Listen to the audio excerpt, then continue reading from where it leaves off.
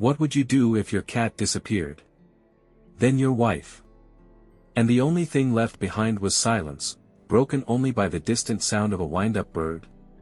In Haruki Murakami's world, the ordinary never stays ordinary for long.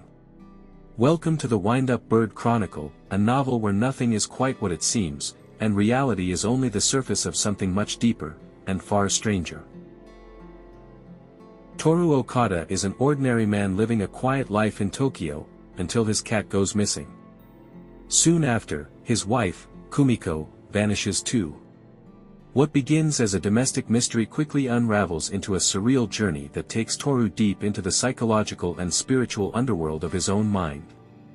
Along the way, he encounters a parade of mysterious characters: Mei Kasahara, a strange teenage girl obsessed with death; Malta and Krita Kano, psychic sisters; Lieutenant Mamiya, a war veteran with horrific stories from Manchuria; and Noboru Wataya, Kumiko's brother, a manipulative figure tied to political power and dark secrets. Toru descends, literally and emotionally, into a dry well in his backyard, where he meditates, dreams, and confronts trauma. The novel weaves historical memory, sexual violence, spiritual voids, and emotional numbness into a world that feels like a dream on the edge of nightmare. Murakami explores loneliness, masculinity, violence, and healing, all through a calm, hypnotic tone that makes even the strangest scenes feel intimate and real. The novel doesn't offer clear resolutions. Like a dream, it leaves you with feelings more than answers.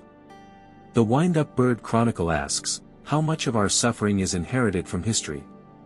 Can emotional wounds be healed through isolation, or through connection? And in a world where everything seems random, is there such a thing as destiny? The Wind-Up Bird Chronicle isn't a book you finish, it's a book you sink into, slowly, and carry with you long after it ends. It's about the hidden wells within all of us, the silence we fear, the past we can't escape, and the strange birds that call us back to what matters. If you're ready for a novel that doesn't follow rules, that drifts between the conscious and the unconscious, this is Murakami at his most powerful. And if you like this dive into the strange and beautiful world of the Wind-Up Bird Chronicle, don't forget to like, share, and subscribe. More of Murakami's stories, and his own story, are coming soon. Until next time, keep listening to the silence.